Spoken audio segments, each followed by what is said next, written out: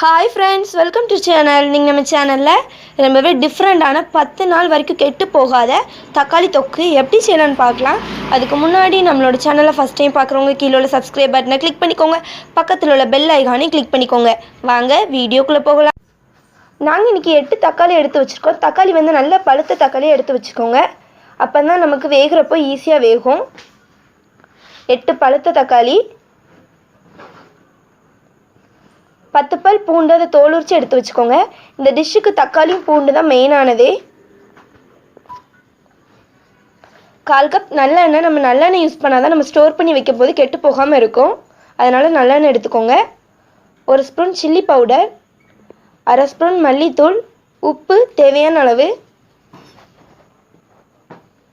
First நம்ம தக்காளியை cut பண்ண போகிறோம். இதை வந்து கட் பண்ண வேண்டாம், இந்த மாதிரி கீறி விட்டாலே போதும். இந்த மாதிரி 2 சைடும் கீறி விட்டுக்கலாம். பாருங்கள் ஃப்ரெண்ட்ஸ், இந்த மாதிரி நம்ம கீறி எடுத்துக்கணும். இதை கட் பண்ண வேண்டாம். இதே மாதிரி நம்ம எல்லா தக்காளியுமே கீறி எடுத்துக்கலாம்.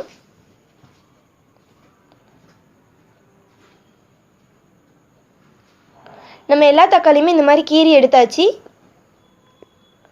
பூண்டை வந்து நம்ம நல்லா இடித்து எடுத்துக்க போகிறோம்.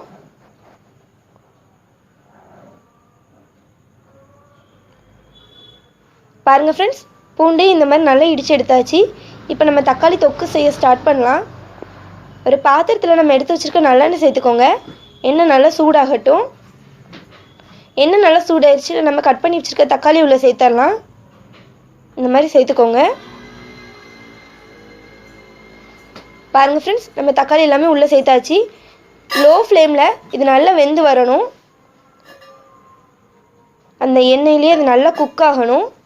இப்போ இதுக்கு மேலே நம்ம இடித்து வச்சுருக்க பூண்டை உள்ளே சேர்த்துடலாம். தக்காளிக்கு மேலே இந்த மாதிரி சேர்த்துக்கோங்க.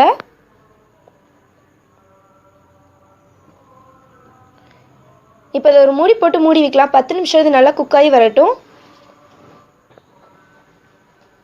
ஸ்டவ்வை வந்து மீடியம் ஃப்ளேமில் வச்சுக்கோங்க. 5 நிமிஷம் போல் ஆயிடுச்சு. ஓப்பன் பண்ணி பார்க்கலாம். பாருங்கள் ஃப்ரெண்ட்ஸ், இப்போவுமே நம்மளோட தக்காளி நல்லா வெந்து வந்திருக்கு. இப்போ இதை மூடி போட்டு மூடி வைக்கலாம். இன்னொரு 5 நிமிஷம் இது நல்லா குக் ஆகட்டும். 5 நிமிஷம் ஆயிடுச்சு. ஓப்பன் பண்ணலாம். ஓப்பன் பண்ணி நம்ம கரண்டியை வச்சு நல்லா கலந்து விட போகிறோம்.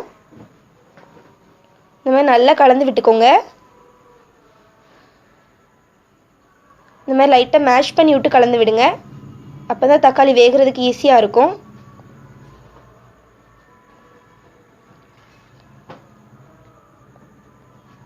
பாருங்கள் ஃப்ரெண்ட்ஸ், இந்த மாதிரி நல்லா கலந்து விட்டாச்சு. இப்போ இதை மூடி போட்டு மூடி வைக்கலாம். இன்னொரு 10 நிமிஷம் இது நல்லா வெந்து வரட்டும். அந்த தண்ணி எல்லாமே நல்லா வற்றி வரணும்.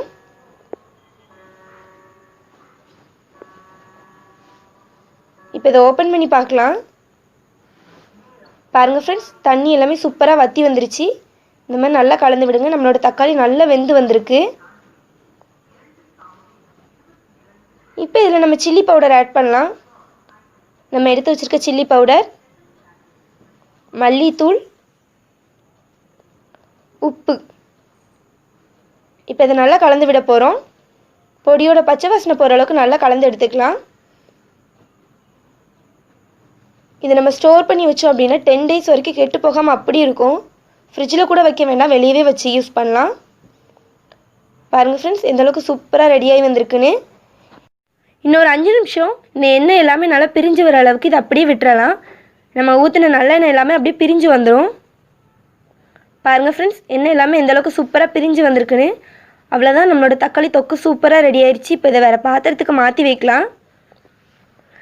இது வந்து இட்லி, தோசை, சப்பாத்தி, பூரி, சாதம் எல்லாத்துக்குமே சூப்பரான சைடிஷாக இருக்கும். இது வந்து தக்காளி தொக்கு, தக்காளி ஊறுகாய் எல்லாமே சொல்லலாம். நீங்கள் டூர் எங்கேயாச்சும் போகிறீங்க அப்படின்னா இந்த மாதிரி செஞ்சு கொண்டு போனீங்கன்னா கெட்டு போகாமல் இருக்கும். இது ரொம்ப ஈஸியாக செய்யலாம். டேஸ்ட்டும் சூப்பராக இருக்கும். நீங்களும் செஞ்சு பாருங்கள். இந்த வீடியோ உங்களுக்கு பிடிச்சிருந்தா தாயம்மா சமையலுக்கு சப்ஸ்கிரைப் பண்ணுங்கள்.